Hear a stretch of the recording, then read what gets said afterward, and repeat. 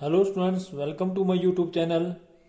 आज हम class +2 accounting terminology का जो है वो चैप्टर नंबर 2 करेंगे। क्लास +1 के लिए बड़ा इंपॉर्टेंट टॉपिक है जिसमें मल्टीपल चॉइस क्वेश्चन करेंगे हम। तो मल्टीपल चॉइस क्वेश्चन में एग्जामिनेशन पॉइंट ऑफ व्यू से बड़ा इंपॉर्टेंट जो है ये टॉपिक है। तो क्वेश्चन नंबर 1 है, a person who invest money in a business firm is called. तो आपके पास ऑप्शन दिए हैं, सप्लायर्स है, बैंकर्स है, डेटर्स है या प्रोप्राइटर है। तो इसका जो राइट आंसर है वो है प्रोप्राइटर।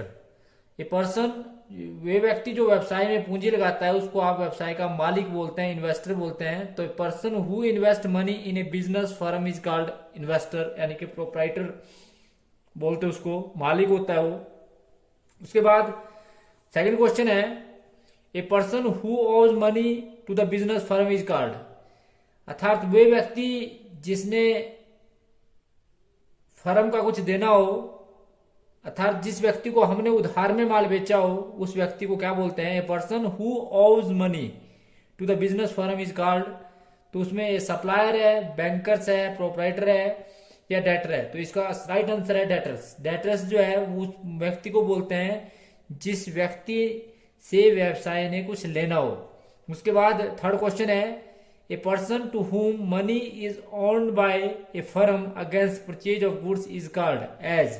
तो आप सभी जानते हैं कि a person to whom money is owed, अर्थात वे व्यक्ति जिससे जिसका फर्म ने कुछ देना हो, अर्थात जिन कंपनी और फर्मों का व्यवसाय ने कुछ देना हो, जिनसे हमने उधार में माल खरीदा हो, उस व्यक्ति को क्या बोलते हैं? उसको सप्लायर्स बोलते हैं या डेटर्स बोलते हैं या क्रेडिटर्स बोलते हैं, बायर बोलते हैं। तो उस व्यक्ति को बोलते हैं क्रेडिटर्स, उसको बोलते हैं क्रेडिटर्स, जिससे हमने क्रेडिट में गुड्स परचेज की हो और जिसका फर्म ने कुछ देना हो, अर्थात व्यवसाय ने कुछ देना हो, तो उसको आप क्रेडिटर बोलते हैं। ये बिजनेस की करंट लायबिलिटी है। उसके बाद अगला क्वेश्चन है, an amount invested by the proprietor in a business is term as cash, capital, income और रेवेन्यू। तो आप सभी जानते हैं amount invested by the proprietor in a business is called capital. Capital is the amount invested by the proprietor in a business in the form of cash, asset or any other kinds is called capital. तो capital जो होती है जो व्यवसाय के स्वामी द्वारा व्यवसाय में पूंजी लगाई जाती है, चाहे नकदी के रूप में या माल के रूप में, अन्य किसी प्रतिभूति के रूप में, उसे आप कैपिटल की संज्ञा देते हैं। उसके बाद what do mean by bank overdraft. तो आप इसके बाद अगला क्वेश्चन है कि बैंक ओवरड्राफ्ट क्या होता है।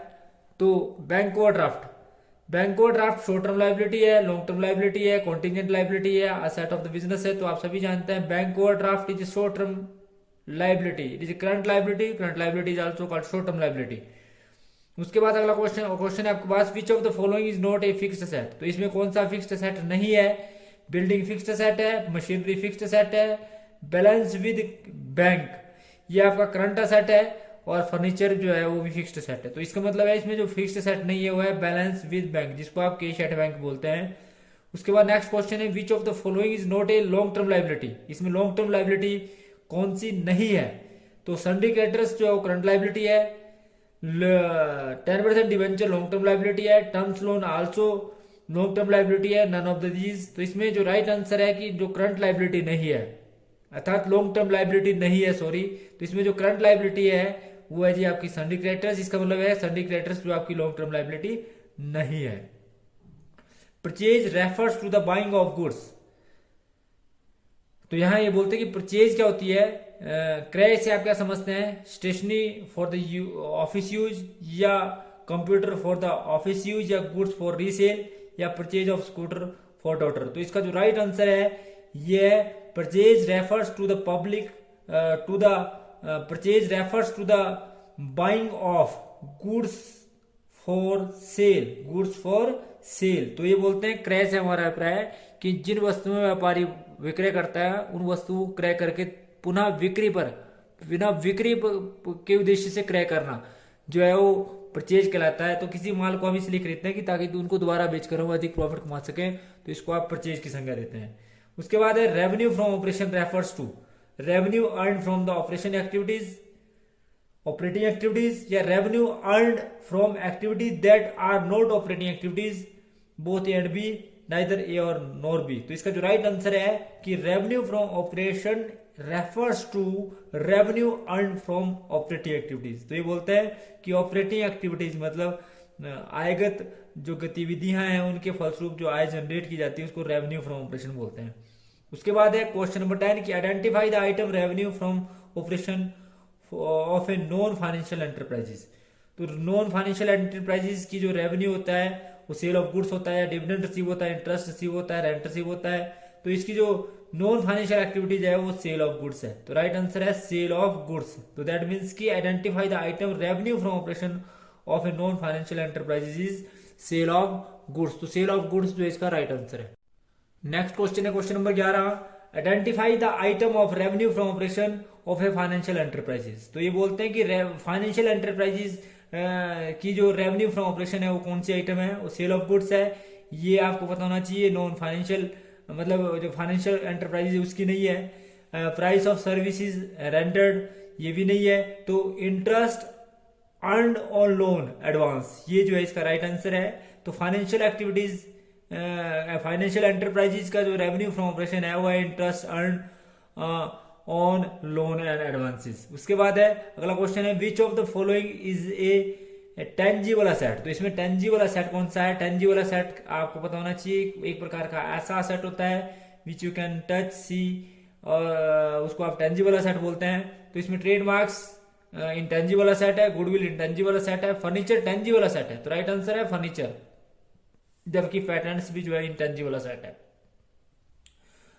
तो यहाँ पर जो राइट आंसर है वो फर्नीचर है। Which of the following is not an intangible asset. तो इसमें अब ये पूछा कि जो एक इंटेलिजेंट जो इंटेंजिबल असेट है वो नहीं है।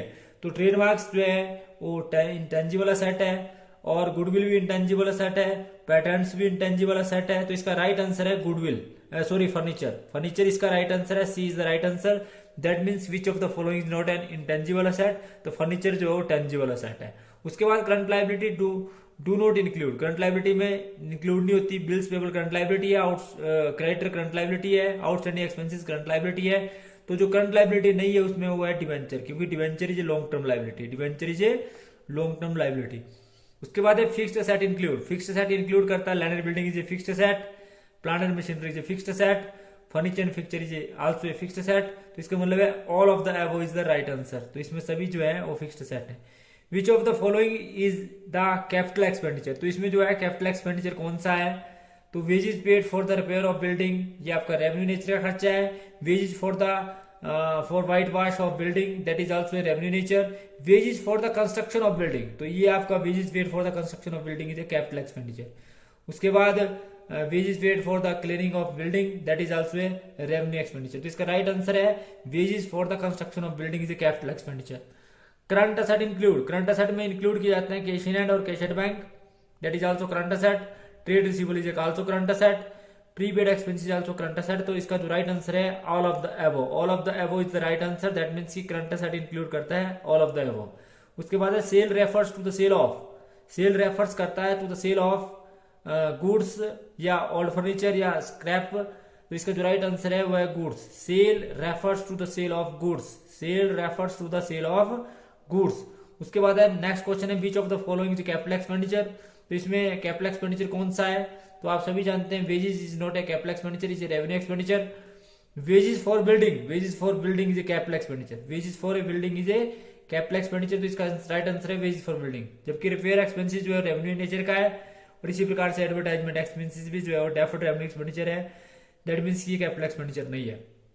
उसके बाद है cash discount is received at the time of making payment. तो ध्यान रखिए इस बात का कि अर्ली रिसिप्ट ऑफ पेमेंट के लिए जो है मेकिंग पेमेंट के लिए जो है कैश डिस्काउंट दिया जाता है।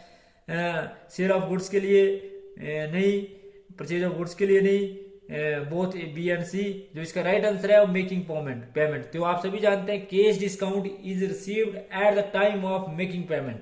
उसके बाद है इन्वेंट्री इंक्लूड। इन्वेंट्री जो ओपनिंग स्टॉक हो चाहे क्लोजिंग स्टॉक हो हम उसको तीन भागों में बांटते हैं। Stock of raw material, stock of work in progress और स्टॉक ऑफ फिनिश्ड गुड्स। तो ऑल ऑफ द अबव इसका राइट आंसर है ऑल ऑफ द अबव। उसके बाद building, machinery, furniture, computer are tangible fixed asset, intangible fixed asset, current asset या fixed asset. तो आप सभी जानते हैं that is tangible fixed asset. तो टेंजिबल फिक्स्ड असेट ए इसका जो है वो राइट आंसर है। नेक्स्ट क्वेश्चन है current asset are also known as, current asset is also known circulating asset, that is also floating asset, that is also called short term asset. तो A and B both जो है इसका right answer है.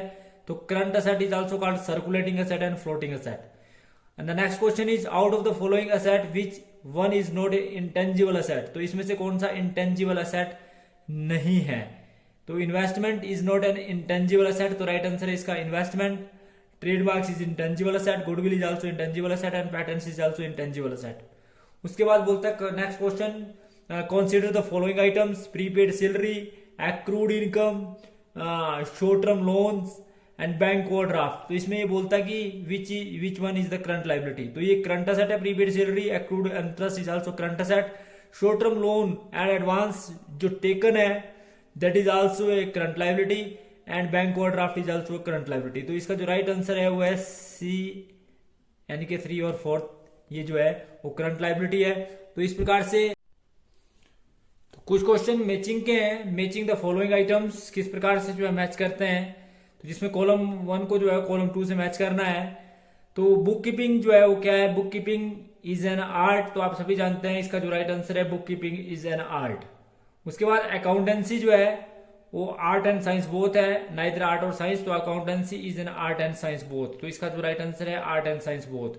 उसके बाद next question है father of double entry system. तो father of double entry system each and everybody know, Fra Luca Pacioli. तो इसका जो राइट आंसर है वो Fra Luca Pacioli is the father of double entry system and father of Indian system. Father of Indian system जो माना जाता है वो कोटल्ले को माना जाता है. तो जिसका राइट आंसर है वो कोटल्ले है.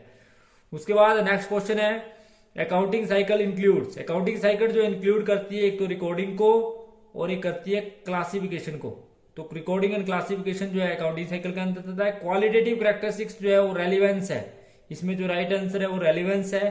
फाइनेंशियल स्टेटमेंट, फाइनेंशियल स्टेटमेंट जो है वो टाइमली प्रिपेयर होने चाहिए. तो टाइमलीनेस जो है इसका मैचिंग है. और ब्रांचेज ऑफ अकाउंटिंग में कॉस्ट अकाउंटिंग आती है. तो इस प्रकार से ये मैच होएगा. उसके बाद the next question he objective of accounting. Accounting के ऑब्जेक्टिव्स क्या हैं. तो आप सभी जानते हैं कि अकाउंटिंग का ऑब्जेक्टिव है रिकॉर्डिंग ऑफ फाइनेंशियल ट्रांजेक्शन. उसके बाद बुक कीपिंग जो है वो है to keep systematic record of business transaction. Accountancy is an art and science both. तो ये इसका राइट मैच है. उसके बाद है advantage of accounting. Advantage of accounting में है जी आपका टैक्स असेसमेंट. टैक्स असेसमेंट में हेल्प करता है. इसके साथ साथ टैक्स असेसमेंट के साथ साथ आप सभी जानते हैं टैक्स असेसमेंट के साथ साथ ये जो है checking on error and frauds, ये भी जो है इसका मैच है. उसके बाद लिमिटेशन ऑफ अकाउंटिंग है window dressing and the influence by personal judgement. तो ये भी जो है इसका राइट आंसर है. तो इन्फ्लुएंस बाय पर्सनल जजमेंट जो है ये इसका राइट आंसर है. तो नेक्स्ट क्वेश्चन है amount received invested by the owner. Amount invested by the owner is called capital. तो ये आप सभी जानते हैं कि जो अमाउंट इन्वेस्ट किया जाता है ओनर के द्वारा उसको आप कैपिटल की संज्ञा देते हैं. Board goods for resale is called purchase. तो जो रीपर्पज परचेज के लिए जो मतलब जो वस्तुएं पुनः विक्रय के लिए उद्देश्य से की जाती है उन्हें आप परचेज बोलते हैं. Cost incurred of revenue. तो आप सभी जानते हैं जो कॉस्ट इनकर्ड इन रेवेन्यू जो है वो आपका एक्सपेंसिस है, उसको आप एक्सपेंसिस की संज्ञा देते हैं. और expenditure without any benefit is called loss. तो इस प्रकार से ये इसका राइट मैच है. करंट असेट और करंट लाइबिलिटी का जो डिफरेंस है, current asset and current liability का डिफरेंस जो होता है उसको आप वर्किंग कैपिटल की संज्ञा देते हैं. असेट और करंट लाइबिलिटी, असेट और जो करंट लाइबिलिटी है यद्यपि जो ये कहा जाता है कि असेट माइनस लाइबिलिटी जो होती है वो आपका कैपिटल होती है. तो असेट माइनस लाइबिलिटी, यहाँ असेट माइनस करंट लाइबिलिटी नहीं बल्कि असेट माइनस लाइबिलिटी होना चाहिए था. रेवेन्यू माइनस एक्सपेंसिस जो है आपकी वो इनकम है. रेवेन्यू माइनस एक्सपेंसिस जो इनकम है. और परचेज में से यदि आप परचेज रिटर्न घटाते हैं तो आपके पास नेट परचेज आती है. तो इसका राइट मैच है. उसके बाद जर्नल एंड लेजर. जो जर्नल और लेजर है वो आप सभी जानते हैं कि जर्नल और लेजर जो है वो आपका जर्नल एंड लेजर जो है अगर राइट आंसर की बात करें तो journal and ledger is books of account. तो जर्नल एंड लेजर है बुक्स ऑफ अकाउंट है. परचेज और सेल, परचेज और सेल आप सभी जानते हैं ये परचेज ऑफ सेल और ये जो आपकी गुड्स है. और रॉ मटेरियल और फिनिश्ड गुड्स और वर्क इन प्रोग्रेस जो है इन्वेंट्री कहलाती है. प्रोपराइटर और पार्टनर जो है वो ओनर होते हैं बिजनेस के. तो इसको आप ओनर की संख्या देते हैं. उसके बाद expenditure incurred to acquire a fixed asset is called capital expenditure. उसके बाद expenditure whose full benefit is received during the year is called revenue expenditure, और expenditure whose benefits cover the number of year is called deferred revenue expenditure. तो इसका जो है ये right match है। उसके बाद नेक्स्ट क्वेश्चन जो आपके पास है जिसमें बैंक ओवरड्राफ्ट जो है, बैंक ओवरड्राफ्ट जो है वो करंट लायबिलिटी है। इसी प्रकार से cash credit limit is also a current liability, debenture is a non current liability and long term borrowings is also known current liability. तो इस प्रकार से ये थी जी हमारी आज की video. Thanks for watching the video. Please like, comment and subscribe my channel and press bell icon for next notification. और इस बात का ध्यान रखें कि वीडियो के अंत में अपने सुझाव जरूर दें ताकि अगली आने वाली वीडियो में और भी अधिक भी जो है वो इम्प्रूवमेंट हो सके, और चैनल को अधिक से अधिक सब्सक्राइब करें ताकि अधिक से अधिक लोगों को जो इसका फायदा हो। Thank you.